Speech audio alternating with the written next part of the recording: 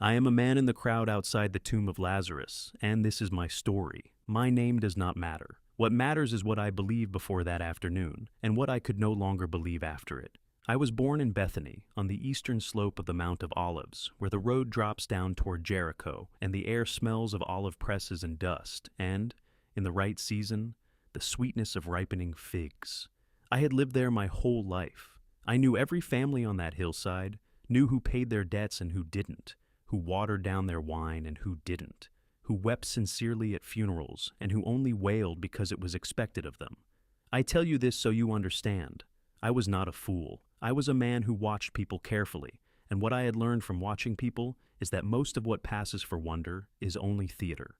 So when the whispers began, Jesus of Nazareth is coming, Jesus who opened the eyes of the blind man at Siloam, Jesus who fed thousands on a hillside with a boy's lunch, I folded my arms and said nothing because I had heard such stories before.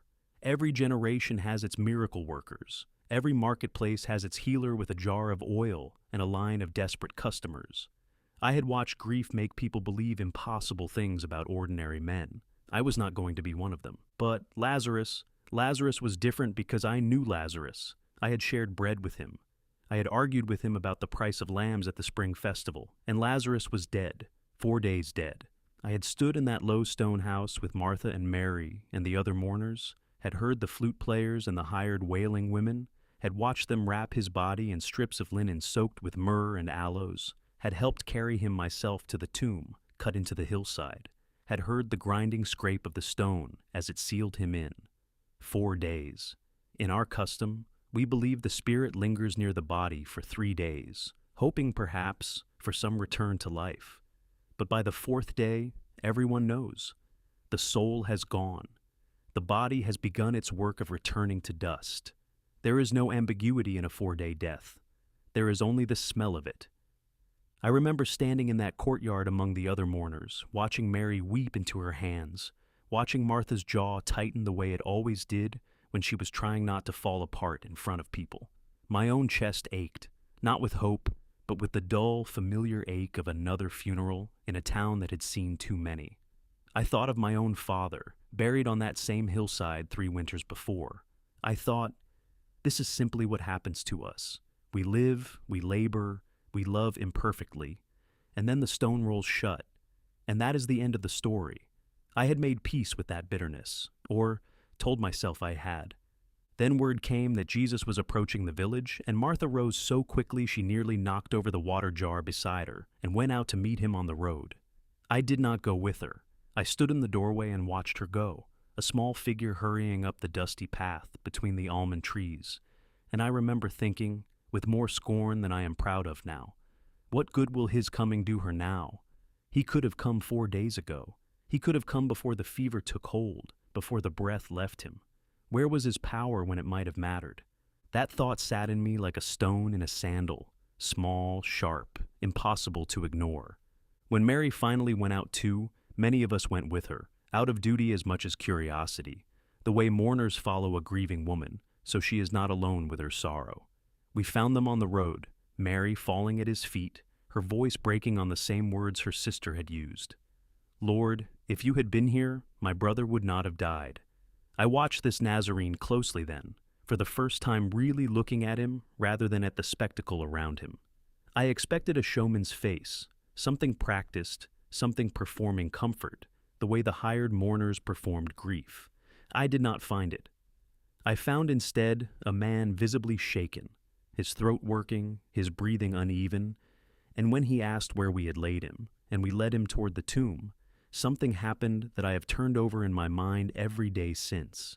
He wept, not composed, dignified tears.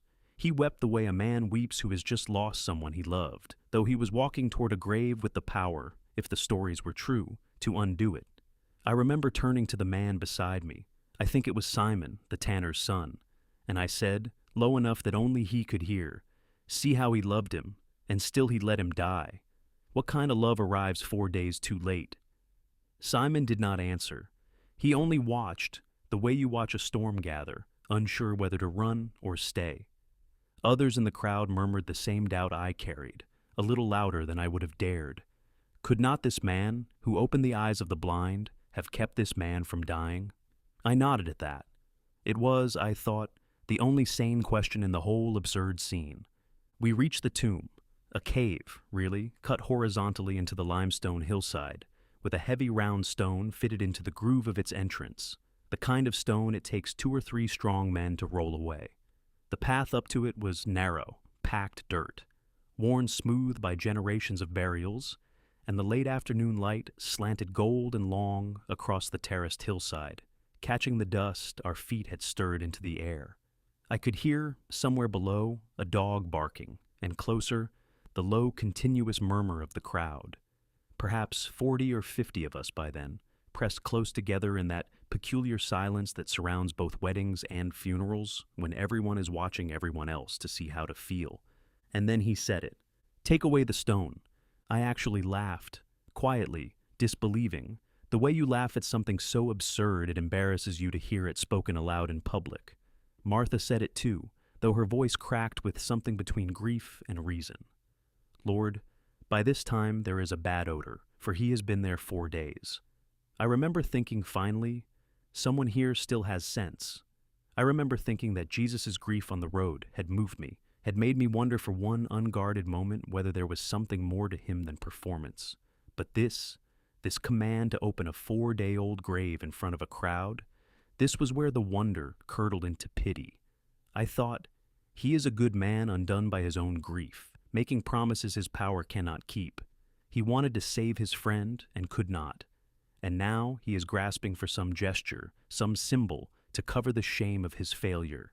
I was, in that moment, certain, more certain than I had been of anything in years, that I was about to watch a devastated man humiliate himself in front of 2 grieving sisters and half the village. I almost turned to leave.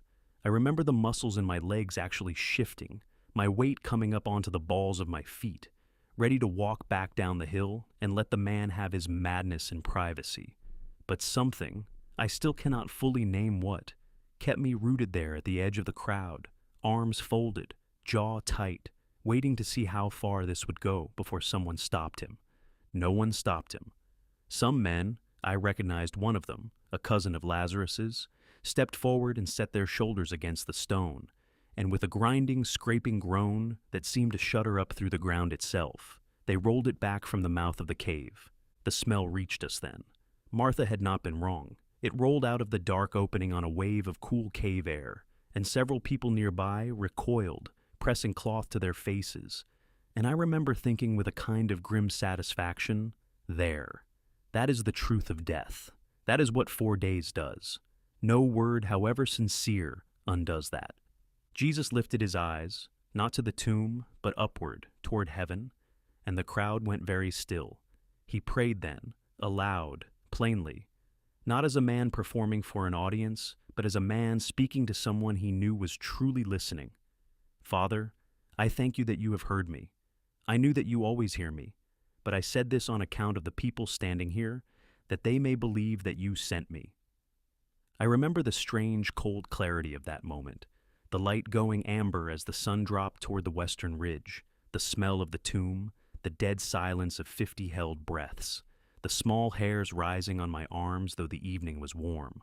Something in the quality of that prayer unsettled me more than any miracle story I had ever dismissed. He did not ask, he thanked, as though the answer were already settled before the question had ever needed asking. Then he cried out, a great voice, a voice that seemed to reach past the crowd and into the dark of the cave itself, into whatever lay beyond the reach of any of our understanding. "Lazarus, come out."